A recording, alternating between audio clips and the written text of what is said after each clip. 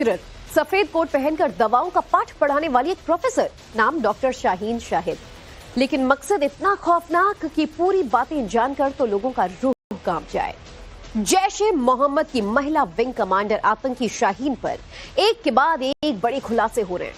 2006 से 2013 तक कानपुर के मेडिकल कॉलेज में लेक्चरर देते देते शाहीन कैसे टीनेज लड़कियों को बहला फुसलाकर जमात उल मोमिनात में भर्ती कर रही थी, भारत के खिलाफ स्लीपर सेल का एक पूरा नेटवर्क तैयार कर रही थी और बाबरी विध्वंस की बरसी पर देश में सीरियल ब्लास्ट की खौफनाक साजिश रच रही थी। 6 दिसंबर को देश के 6 बड़े राज्यों को दहलाने की साजिश रची गई और इस साजिश का एपिसेंटर कानपुर था, जहां इस खौफनाक साजिश के पन्नों को लिखा गया और इसे अंजाम देने के लिए पूरा एक व्हाइट कॉलर टेरर मॉड्यूल तैयार किया गया। तो चलिए इसी टेरर मॉड्यूल से जुड़ी इस वक्त की एक बड़ी खबर भी आपको बता दें। आतंकी शाहीन से जुड़ा एक बड़ा अपडेट। आतंकी शाहीन को अब एनआईए कानपुर ला सकती है। आतंकी नेटवर्क को लेकर पूछताछ की जा सकती है और 2-3 दिन तक शाहीन को कानपुर में रखा जा सकता है। आपको बता दें कि वो कानपुर की रहने वाली थी, यहाँ पर यूनिवर्सिटी में पहले प्रोफेसर थी और इसके बाद उसने 2013 में कानपुर छोड़ा।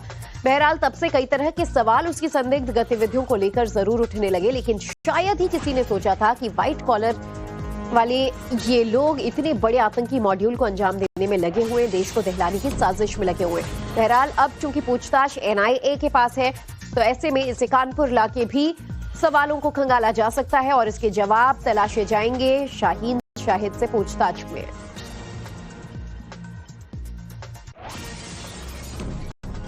तो चलिए आपको तस्वीरें भी हम दिखाएंगे। इस आतंकी मॉड्यूल के बाद एक्शन जो है पूरी तरीके से जारी है और अब तक की जांच और एक्शन की कहानी आप समझिए। पहली तस्वीर आपको हम कानपुर की दिखा रहे हैं।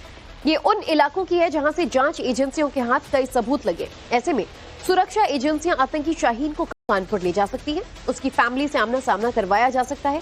जांच एजेंसियों के हाथ 67 स्लीपर सेल का डेटा भी लगा है, जिनका कनेक्शन शाहीन से था। दूसरी तस्वीर में शाहीन के टेरर प्लान का पूरा मिशन समझिए। नेटवर्क मार्केटिंग की तर्ज पर शाहीन ने आतंकी और स्लीपर सेल जोड़ने का प्लान बनाया।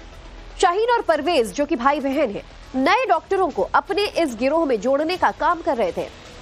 वहीं इंटेलिजेंस रिपोर्ट की माने तो इंडियन मुजाहिदीन के इंफ्रास्ट्रक्चर का इस्तेमाल फरीदाबाद मॉड्यूल में किया गया। माना जा रहा है कि इसका लाल किला विस्फोट से भी कनेक्शन हो सकता है। एजेंसियों की नजर अब इंडियन मुजाहिदीन के पूर्व गुर्गे मिर्जा शादाब बेग पर है, जो सऊदी अरब भागा हुआ है। वहीं जांच एजेंसियों के सामने आतंकी आदिल की सैलरी भी बड़ा सवाल है, क्योंकि आदिल की 40 लाख रुपए की कमाई कहां गई। जांच एजेंसियां इस सवाल का जवाब तलाशने में लगी हुई हैं और अनुमान तो यही लगाया जा रहा है कि उसने 40 लाख आतंकी गतिविधियों के लिए फंडिंग में दे दिया। न सिर्फ एक्सप्लोजिव्स जुटाए, बल्कि इन लोगों ने कई तरह के हथियार भी जुटाए और उसके बाद ब्लास्ट में इस्तेमाल किए जाने वाले तमाम जो एक्सप्लोजिव्स हैं उन्हें भी बड़ी तादाद में लाकर रखा। तो आपको बता दें कि एक तरफ कानपुर लाकर पूछताछ की जा सकती है शाहीन शाहिद से, क्योंकि उसका जो टेरर मॉड्यूल है उसका ऑल इंडिया कनेक्शन सामने आ रहा है। युवाओं को ब्रेन वॉश कर रही थी, महिलाओं को वो कैसे अपने इस पूरे मिशन में शामिल करवा रही थी और साथ ही न सिर्फ जैश से जुड़ी हुई थी, बल्कि जिस तरीके से उसे जिम्मा दिया गया था भारत में महिलाओं का एक मॉड्यूल बनाने का, उसे भी वो आगे बढ़ाने में लगी हुई थी। और अब जरा ग्राफिक्स के जरिए समझिए आतंकी शाहीन का टेरर कनेक्शन कानपुर के साथ क्या है। कानपुर के मेडिकल कॉलेज में असिस्टेंट प्रोफेसर थी शाहीन शाहिद। लखनऊ की रहने वाली शाहीन ने प्रयागराज से एमबीबीएस और एमडी की डिग्री हासिल की। 2006 में यूपीपीएससी के जरिए वो कानपुर के मेडिकल कॉलेज के फार्माकोलॉजी विभाग में असिस्टेंट प्रोफेसर तैनात हुई, जहां शाहीन ने 7-8 साल यानी 2006 से 2013 तक नौकरी की। शाहीन का मकसद कानपुर में सिर्फ नौकरी तक सीमित नहीं था। 7-8 साल कानपुर में रहे आतंकी शाहीन का मकसद सिर्फ नौकरी नहीं, उसने इस दौरान अपने आतंकी मंसूबों को अंजाम देने की तैयारियां शुरू कर ली थी और देश के खिलाफ बड़ी साजिश रच रही थी। कानपुर में शाहीन ने अपना आतंकी नेटवर्क मजबूत किया। शाहीन ने कानपुर में रहते सिर्फ नौकरी नहीं की, बल्कि उसने अपने टेरर नेटवर्क को मजबूत किया। शाहीन का मकसद सिर्फ एक था, किसी भी तरह देश में बड़ा आतंकी हमला करना है। शाहीन शहरों के मुस्लिम मुस्लिम बाहुल्य इलाकों में अक्सर घुमा करती थी। जो जानकारी अब तक सामने आई है उसके मुताबिक शाहीन कॉलेजेस में नौकरी करने के दौरान शांत रहती थी, लेकिन उसकी साजिश बेहद ही खौफनाक थी। वो अक्सर मुस्लिम बाहुल्य इलाकों में घुमा करती थी और इन इलाकों में मुस्लिम लड़कियों को अपना टारगेट बनाती थी। मुस्लिम लड़कियों को आतंकी बनाने की साजिश रचती थी।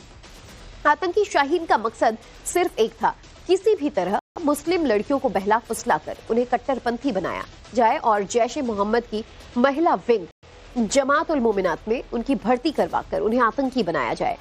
शाहीन भारत में जैश की महिला विंग की कमांडर थी और उसी के ऊपर इस पूरे टेरर नेटवर्क को बढ़ाने की जिम्मेदारी भी थी। कानपुर में रहते हुए शाहीन ने पाक समेत कई विदेश यात्राएं की। इन्वेस्टिगेशन के दौरान शाहीन को लेकर कई बड़े और खौफनाक खुलासे भी हुए। शाहीन का जो सच सामने आया है वो बेहद डरा देने वाला है। जानकारी के मुताबिक कानपुर में रहते हुए शाहीन ने कई विदेश यात्राएं की। मकसद था अपने टेरर नेटवर्क को और मजबूत करना। शाहीन की इन यात्राओं में पाकिस्तान भी शामिल था। जैश चीफ मसूद अजहर की बहन सादिया अजहर से संपर्क में थी। आतंकी शाहीन का टेरर नेटवर्क सीधा जैश-ए-मोहम्मद से जुड़ता है, जो सच अब तक शाहीन ने कबूला है। उसके मुताबिक शाहीन जैश चीफ मसूद अजहर की बहन सादिया अजहर के साथ संपर्क में थी और सीधे सीधे उसी से कमांड लेती थी। खुलासा यह भी हुआ कि सादिया से शाहीन ने मुलाकात भी की थी। मेडिकल कॉलेज में शाहीन के रिकॉर्ड से कई सुराग मिले। अब तक की जांच में जो राज शाहीन ने उगले हैं, उनके मुताबिक इन आतंकियों की साजिश भारत के कई बड़े शहरों को दहलाने की थी। शाहीन के कानपुर मेडिकल कॉलेज के रिकॉर्ड्स भी खंगाले जा रहे हैं, जिनसे जांच एजेंसियों को भारत के खिलाफ कई बड़ी साजिशों के सबूत भी मिले हैं। शाहीन के डिजिटल नेटवर्क से जुड़ी 19 महिलाओं की तलाश की जा रही है। शाहीन भारत में जैश के महिला विंग की कमांडर तो थी ही, कई महिलाएं हैं जिसे शाहीन अपने आतंकी बनाने के इस नेटवर्क में जोड़ चुकी थी। उनकी भी अब तलाश जारी है। एटीएस ऐसे 19 महिलाओं की तलाश में जुटी हुई है, जिनकी कुंडली शाहीन के आतंकी चैप्टर से मैच खा रही है। तो शाहीन पर शिकंजा कसता चला जा रहा है और एनआईए की पूछताछ में खुलासे झकझोर देने वाले हैं, चौंका देने वाले हैं। हमारे संवाददाता विनोद मिश्रा हमारे साथ जुड़ चुके हैं। विनोद, अब एनआईए कानपुर अगर लेकर आती है शाहीन को, तो यहाँ पर कौन कौन से वो तमाम डॉट्स हैं जिन्हें जोड़ा जाएगा, उन पहलुओं पर सवाल पूछा जाएगा जिससे इसका कानपुर कनेक्शन सामने आ रहा है? देखिए, जिस तरीके से शाहीन जो है उत्तर प्रदेश के कई डिस्ट्रिक्ट्स में लगातार उसने जो है वो गई थी, खासतौर पर कानपुर जो आप कह सकते हैं कि एक दूसरा हब बन रहा था, जहां पे कई सारे डॉक्टर जो थे उसके कनेक्ट में थे। आपको याद होगा डॉक्टर आरिफ, जिसकी बात किया जा रहा था, वो वहां से गिरफ्तार हुआ था, जिसके बारे में कहा गया कि वो डॉक्टर शाहीन के संपर्क में था और बाद में दिल्ली पुलिस की स्पेशल सेल और बाकी एजेंसीज ने उसको डिटेन किया, इजाजत में लिया और उसके बाद उसको गिरफ्तार किया गया। वो भी कानपुर का था और ये भी कहा जा रहा है कि करीब जिस दिन ये इंसिडेंट हुआ था फरीदाबाद में, और उसके आसपास कुछ ऐसे नंबर्स थे जो वहां पर एक्टिव थे और वो कानपुर के थे और अब वो बंद है। तो माना जा रहा है कि ये सब जो कड़ियां हैं वो डॉक्टर शाहीन से जुड़ती है। एजेंसीज का मानना है कि डॉक्टर शाहीन को कानपुर लाया जा सकता है।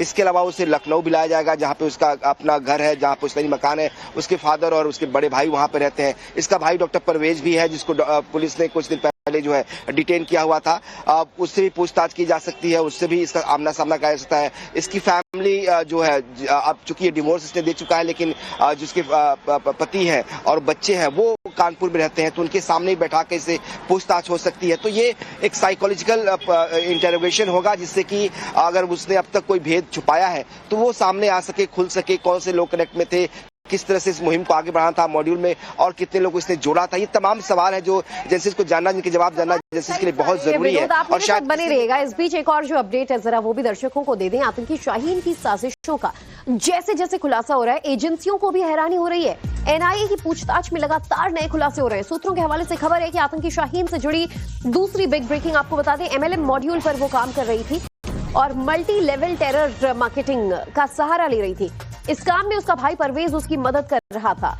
मल्टी लेवल मार्केटिंग की तर्ज पर आतंकी Shaheen multi level terror marketing का मॉड्यूल तैयार कर रही थी, लेकिन इससे पहले कि एजेंसियों के शिकंजे में आ गई। दिल्ली ब्लास्ट के बाद देश की तमाम एजेंसियां जांच में जुटी हुई है। आए दिन ऐसे मामलों में नए नए खुलासे हो रहे हैं। और विनोद हमारे साथ लगातार मौजूद है। विनोद, देखिए किस तरीके से एक मल्टी लेवल टेलर मार्केटिंग को अंजाम देने की कोशिश में वो लगी हुई थी। हम जाएंगे अपने संवाददाता के पास भी, लेकिन उससे पहले एक और बड़ी खबर आपको बता दें। दिल्ली ब्लास्ट मामले में गिरफ्तार किए गए मुजम्मिल डॉक्टर शाहीन और डॉक्टर आदिल इन दिनों पुलिस रिमांड पर हैं और आतंकियों से एनआईए की पूछताछ लगातार जारी है, जिसमें कुछ और नए खुलासे हो रहे हैं। आपको बता दें, सूत्रों के हवाले से खबर है कि आतंकी शाहीन स्पेशल मिशन पर थी। वो मल्टी लेवल मार्केटिंग की तर्ज पर एक आतंकी मॉड्यूल बनाना चाहती थी। मल्टी लेवल टेरर मार्केटिंग के जरिए वो लोगों को अपने इस मॉड्यूल में जोड़ने का प्लान था। शाहीन अपने भाई डॉक्टर परवेज की मदद से लोगों को जोड़ने की योजना पर काम कर रही थी। पहले नए डॉक्टर्स को इस काम के लिए जुटाना था, फिर ये नए डॉक्टर्स और लोगों को इस मिशन से जोड़ते। उत्तर प्रदेश के डॉक्टर्स शाहीन के निशाने पर थे। यूपी के डॉक्टरों का ब्रेन वॉश करने का खासतौर पर प्लान था। इसके लिए शाहीन को ट्रेनिंग भी दी गई थी और उसकी ट्रेनिंग कैसे रंग ला रही थी ये भी देखने को मिल रहा है। हमारे संवाददाता मनीष भी हमारे साथ जुड़ चुके हैं, इस पूरी खबर पर ज्यादा जानकारी लेंगे। मनीष, जिस तरीके से खुलासे हो रहे हैं वो वाकई चौंका देने वाले हैं। शाहीन अकेली लेडी टेरर डॉक्टर यहाँ पर नहीं थी। जिस तरीके से उसने लोगों को जोड़ा है, जानकारी तो ये मिल रही है कि उसके इस मॉड्यूल में 19 महिलाएं और इसके अलावा उत्तर प्रदेश के बड़े डॉक्टर्स शामिल थे, जो अब एनआईए की जांच के रडार पर है। देखिए, बिल्कुल पूरा नेटवर्क बनाने की कोशिश थी। भाई बहन मिलकर महिला डॉक्टर्स और पुरुष डॉक्टर्स को टारगेट करते थे।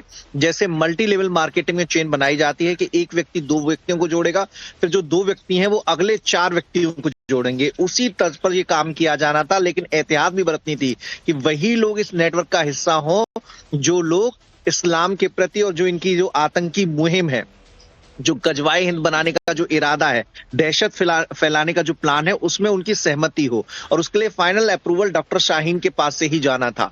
और इसके लिए कानपुर में मीटिंग्स हुई, दिल्ली में मीटिंग्स हुई। लखनऊ जब शाहीन आती थी तो परवेज के साथ कुछ और डॉक्टर्स से मिला करती थी। जांच एजेंसियां जब पूछताछ कर रही हैं तो एक बात ये निकलकर सामने आ रही है कि शाहीन को कानपुर लाकर भी इन्वेस्टिगेट किया जा सकता है।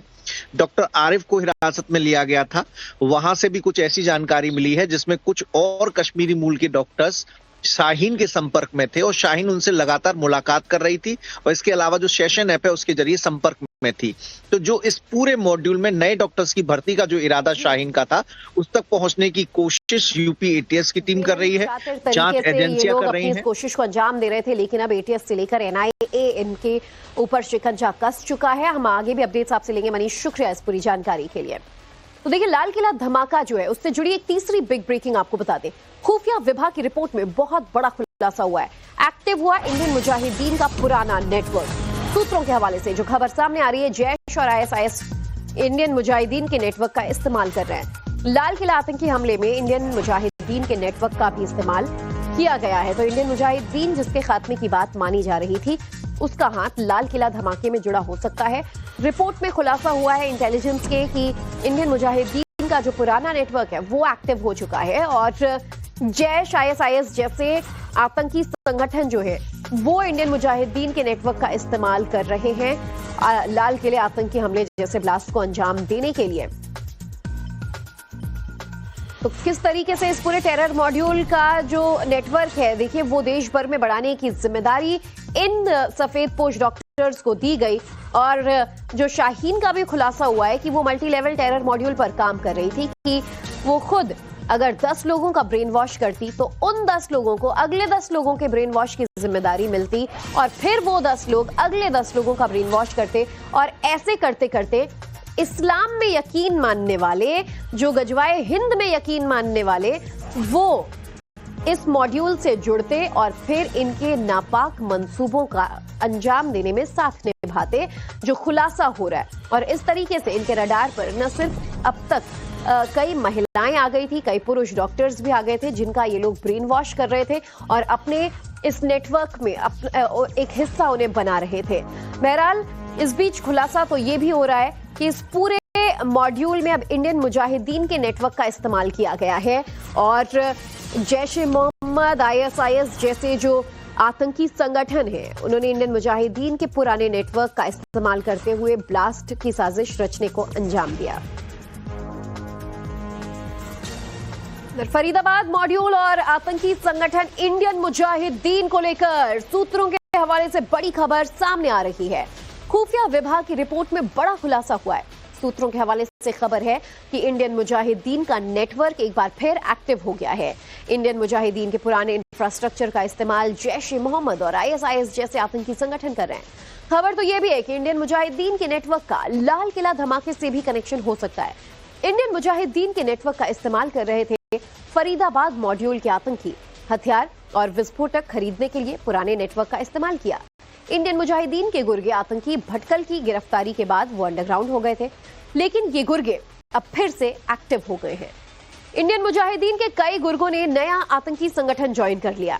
एजेंसियों की नजर में अब IM यानी इंडियन मुजाहिदीन के पूर्व गुर्गे मिर्जा शादाब बेग पर है, जो कार्रवाई के दौरान सऊदी अरब भाग गया है।